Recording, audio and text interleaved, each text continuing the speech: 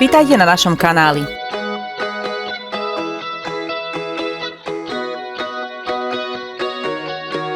Sme na ceste do Srbska, do Belehradu.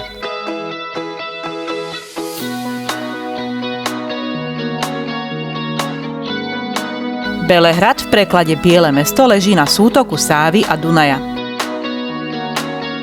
Je to jedno z najstarších miest v Európe, ktoré si prešlo búrlivou históriou. Nachádza sa tu jeden z najväčších pravoslávnych chrámov na svete. Takisto sú tu rôzne múzeá, pevnosť Kalemgdan, bohemská štvrť Skadarilia, štvrť Zemun a iné.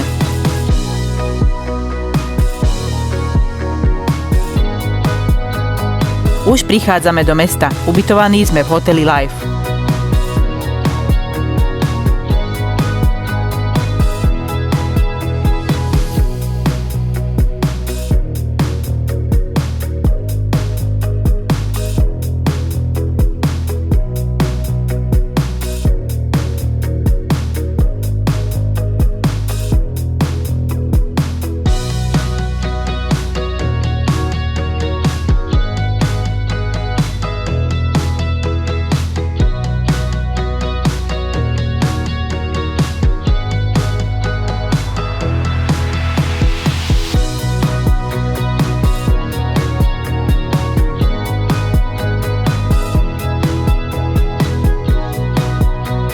Máme tu dvojitú izbu aj s kuchynkou a balkónom.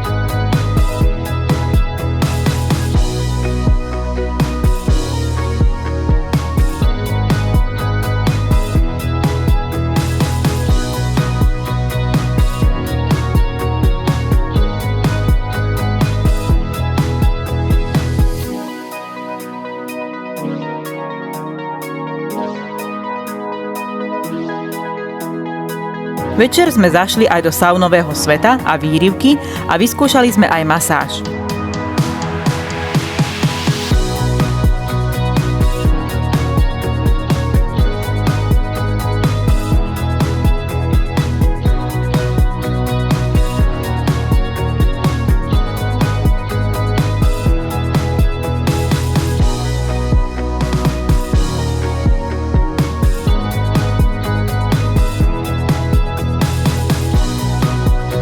Sauny tu majú rôzne, infračervenú, biosaunu, aromapárnu saunu, aj fínsku saunu.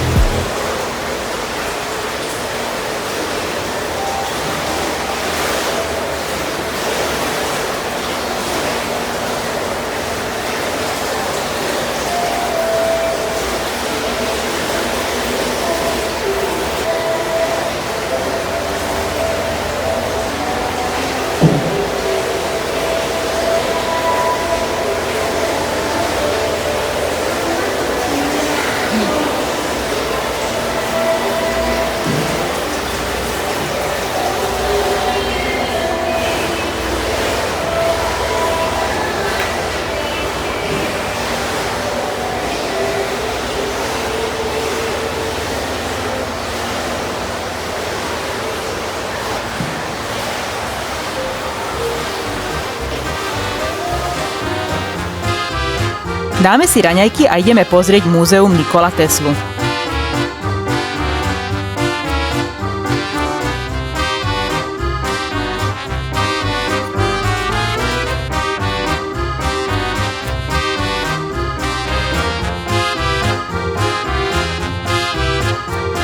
Pod moderným Belehradom sa nachádza doslova druhé mesto.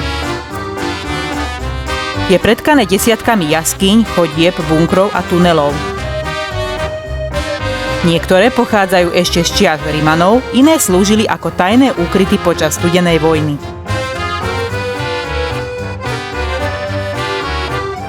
Existujú dokonca aj prehliadky belehradského podzemia.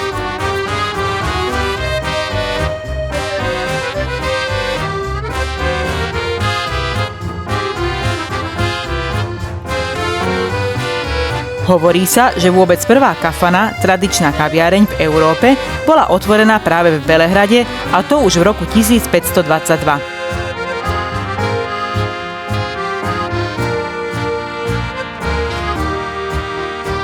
V Belehrade existuje aj ulica, ktorej domáci nepovedia inak ako Silicon Valley. Nemá to však s technológiami nič spoločné. Prezývku dostala podľa množstva modeliek a žien s vylepšeným silikónovým vzhľadom.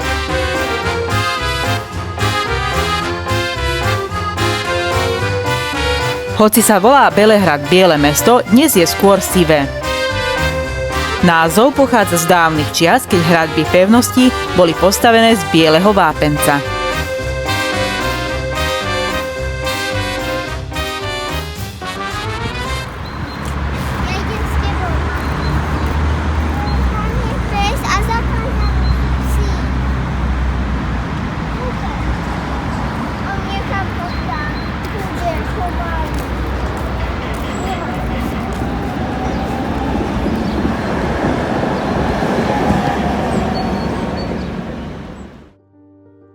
Tu už je múzeum Nikola Teslu.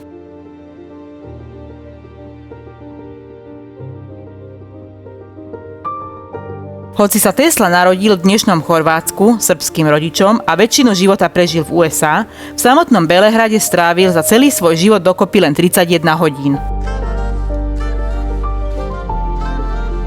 Napriek tomu je pre Srbov najväčším národným hrdinom a jeho múzeum v Belehrade je svetovým unikátom. Nikola Tesla sa narodil o polnoci počas veľkej búrky s bleskami. Podľa rodinnej legendy tu pôrodná babica označila za zlé znamenie a povedala, že bude to dieťa temnoty. Jeho matka však povedala nie, bude to dieťa svetla.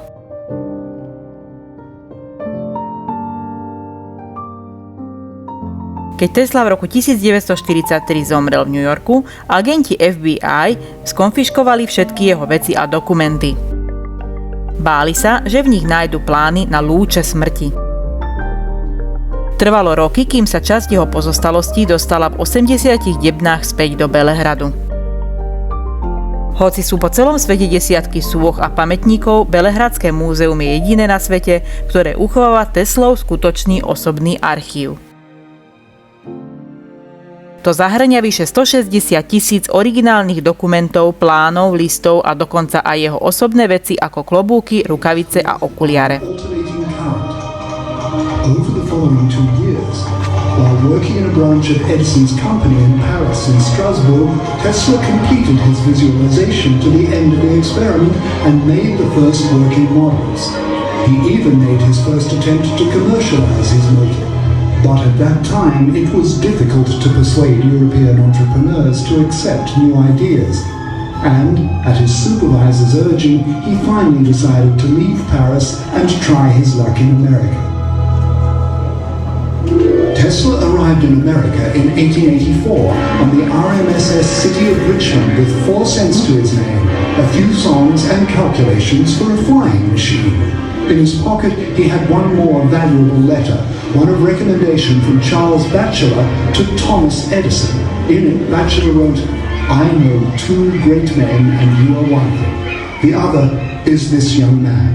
Tesla's first job was to improve Edison's dynamos, and he worked at this job with the real passion and commitment of a young man who had just one goal, to interest Edison in inventions in the area of alternating currents. But the goals and methods of the 2 inventors were too far from each other, and it was inevitable that they would go their separate ways. It didn't take long for Tesla to find investors for his revolutionary invention. With the help of lawyer Charles Peck, he established his own laboratory in Liberty Street, New York. Tesla sa narodil v roku 1856 v dnešnom Chorvátsku. Zo začiatku pracoval pre Thomasa Edisona, no čoskoro sa pohádali. Edison presadzoval jednosmerný prúd, zatiaľ čo Tesla striedavý prúd. Tesla napokon vyhral a dnes vďaka tomu svietime. Vynašiel aj rádio, diaľkové ovládanie či elektromotor. Tesla predpovedal smartfóny už v roku 1926. Povedal, že raz budeme mať zariadenia, ktoré sa zmestia do vrecka a budeme sa cez ne vidieť a počuť na obrovské vzdialenosti.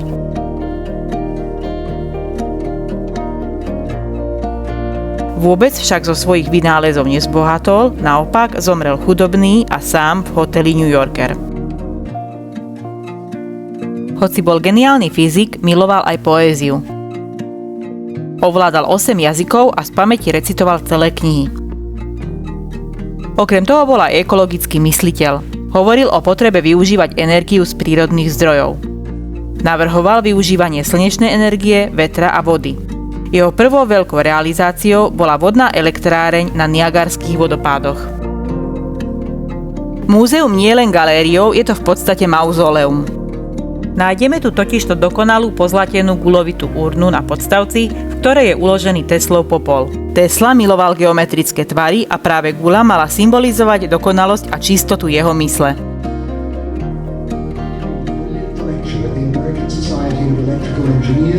Tesla contacted George Westinghouse, owner and founder of the company which bears his name. Westinghouse decided to buy the patent for Tesla's system for the production, transmission, and use of polyphase alternating currents. This was a dream come true for Tesla, but also the beginning of new temptations. Tesla found himself in the middle of a ruthless fight between Edison and Westinghouse for market dominance. In popular science, this was known as the War of the Currents. Edison tried in vain to prove the value of direct current. The benefits of Tesla's alternating current system quickly became obvious, especially for the transmission of electricity over long distances. This removed the last hurdle to its universal adoption. The Chicago success helped Westinghouse to obtain a contract to build a hydroelectric power. Zachovalo sa mnoho vzácnych historických dokumentov zachytávajúcich momenty zo života Nikola Teslu, ktoré sú súčasťou zbierky múzea v Belehrade. Napríklad dopis v srbskom jazyku, kde si Tesla píše so svojou rodinou a priateľmi v rodnom jazyku.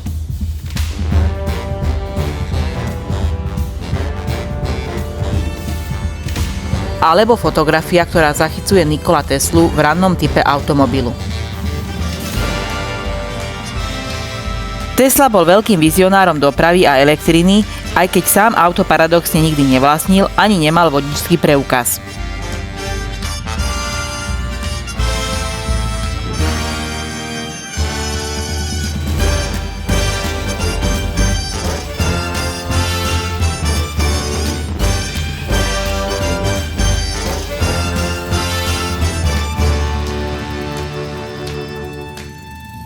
Nachádza sa tu aj ikonická fotografia z Teslovho laboratória v New Yorku so slávnym spisovateľom Markom Twainom, ktorý bol Teslovým blízkym priateľom.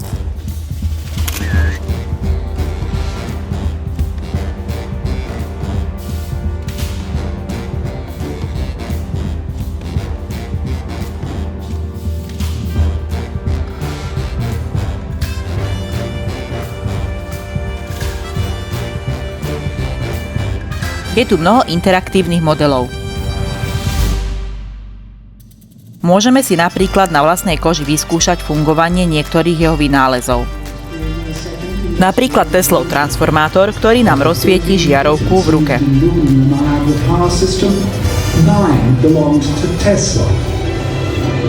Suddenly, Tesla was very famous. His inventions, discoveries, and visions were widely accepted by the scientific community, both at home and abroad. They were published in scientific magazines, daily and weekly newspapers, and in highly credible literary and intellectual reviews. During the last decade of the 19th century, Tesla became a superstar, a celebrity, and a very important person in New York's upper echelon.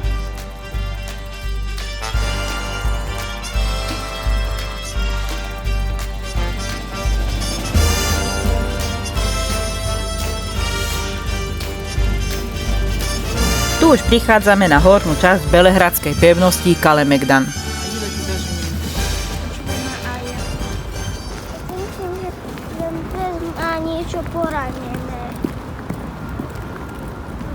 Je to verejný park a kultúrna pamiatka.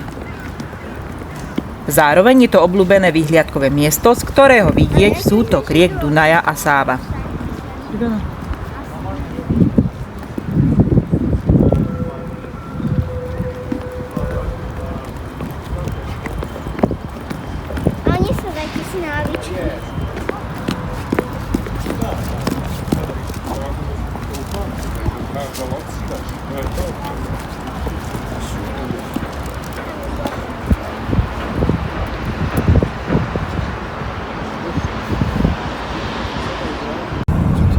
Opúšťame Velehrad a ideme domov.